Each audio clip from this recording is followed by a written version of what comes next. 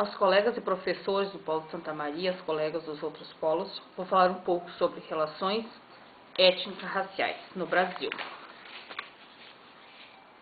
Nós, como futuros educadores, devemos estar atentos a esses dados para um melhor entendimento em sala. Sobre as relações étnicas raciais existentes que estão presentes e são dados que não mentem em relação à população brasileira, na educação é de grande importância para o entendimento das necessidades raciais, sociais, intelectuais e afetivas entre colegas e professores, com a finalidade de sermos todos iguais perante a sociedade. Nós, como educadores, estamos nos modificando conforme a realidade que presenciamos e vivemos em sala de aula. O preconceito de cor ou de raça, pobreza ou riqueza existe, é real e sempre existiu.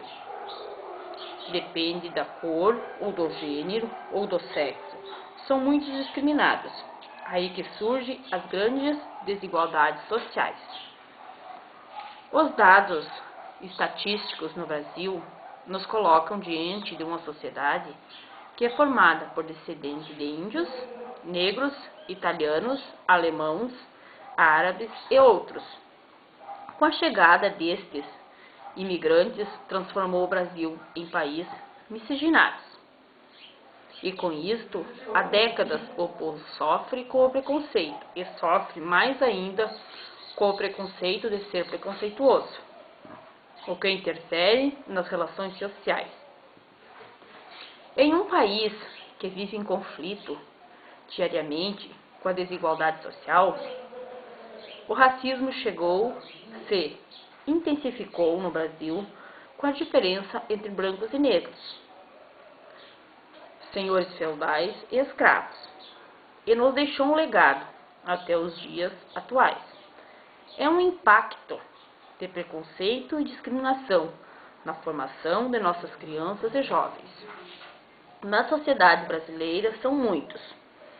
Um ponto importante que devemos sempre rever é a importância da história e de uma memória para uma construção identitária, podendo dizer que a memória é um elemento constituinte da identidade, tanto individual ou em grupo. A moderna ideia de raça associada às diferenças culturais e características biológicas, genotípicas e fenotípicas e hierarquizando os diversos grupos humanos. Em si, o racionalismo não é uma doutrina que tenha e que possa ser perigosa, mesmo que se considere que a essência racial implica predisposição morais e intelectuais, desde que as qualidades morais positivas distribuem-se por todas as raças. Cada uma delas pode ser respeitada, pode ter seu lugar separado ou igual, mas existem características hereditárias possuídas por membros da nossa espécie ou de outras espécies, ou por nós mesmos, seres humanos, que nos permite dividi-los em um pequeno conjunto de raças, pessoas do mesmo grupo, definidas apenas por cor dos olhos, da pele. Já existe uma tendência de que outros grupos se definem por ser igual e compartilham do mesmo objetivo.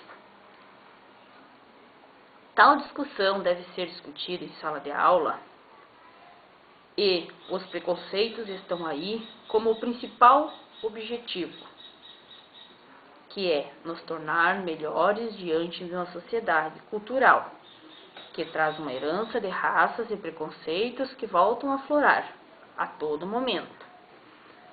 Considerando tal discussão, é interessante perceber como a ideia de raça foi utilizada politicamente na construção do Estado brasileiro. Somos obrigados a uma herança que não deveria existir, mas existe. Assim, no fundo do problema racial brasileiro encontra-se a persistência de um modelo assimétrico de relações de raça, construído para regular o contato e ordenação social entre senhor, escravo e liberto. A persistência dos dois elementos, preconceito e discriminação racial, após a desintegração da escravidão, explica-se pelo fato de não haver o sistema de classe, construindo todas as estruturas do regime, principalmente as estruturas das relações de raças. Justamente com esse sentido, uma série de pesquisas foi realizada, a partir do início da década de 1950. Estas pesquisas foram realizadas para melhor compreender e analisar as desigualdades sociais e estruturais existentes na sociedade brasileira e sua relação com a questão racial. Nesse aspecto, como será visto, Florestan Fernandes foi o primeiro e um pioneiro. Ele se tornou o principal expoente da chamada Escola Paulista de Sociologia, que agregou importantes pesquisadores como Fernando Henrique Cardoso e Octávio Lani, ambos ex-alunos seus. A Escola Paulista de Sociologia, com Florestan Fernandes à frente, traçou um novo perfil para os estudos sobre as relações raciais no Brasil, com uma série de pesquisas voltadas para a análise das desigualdades sociais e estruturais na sociedade. Neste contexto, Fernandes e sua escola também tiveram um importante papel no processo de institucionalização da sociologia científica no país. Segundo afirma Otávio Lani, logo no início do livro Raças e Classes Sociais no Brasil, os cientistas sociais brasileiros voltavam-se para o estudo da estrutura das relações raciais, com finalidades eminentemente práticas. Tratava-se de utilizar o pensamento científico para esclarecer a situação real dos diferentes grupos étnicos e raciais em face da sociedade brasileira. Tornava-se consciência de que certas possibilidades de progresso da civilização brasileira passaram a depender do estudo científico das condições e orientações das relações raciais. A necessidade de conhecer e desfazer algumas falácias ideológicas levou a pesquisa sobre a estrutura das relações raciais no Brasil a adquirir estatura científica. Nesse sentido, os estudos nesse campo tiveram sempre uma dupla finalidade: prática, conhecer as condições e as orientações da realidade, e desfazer a trama ideológica em que se fundamentada parcialmente a manutenção de distinções.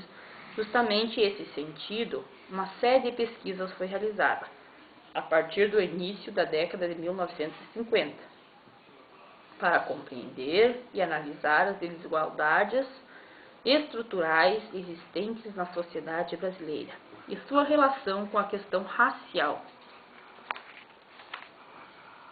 condições e orientações da realidade, e desfazer a trama ideológica que se fundamentada parcialmente a manutenção das distinções de certa maneira. O Brasil criou o melhor dos mundos possíveis, mas nunca deixou de lado a ideologia das distinções das raças. Enquanto mantém uma estrutura de privilégio para o branco e de subordinações das populações de cor, impede a raça de se tornar um princípio de identidade coletiva e de ação política. O mito da democracia racial, na prática, sustenta justamente o oposto. O que podemos fazer para que a futura geração mude essa ideia é trabalhar desde pequenos nos preconceitos raciais e outros tipos de preconceitos evidentes no dia a dia. Um exemplo de trabalho que poderemos pôr em prática como educadores é organizar a nossa turma. para que cada uma faça uma pesquisa entre seus familiares, de onde vieram, quem eram, buscando assim a sua árvore geológica, seus antepassados, suas descendências. Desta maneira descobriremos qual é a cor da pele de seus antepassados. E com isso saberemos que não existe nem negros, nem índios, nem brancos, que existe uma miscigenação brasileira.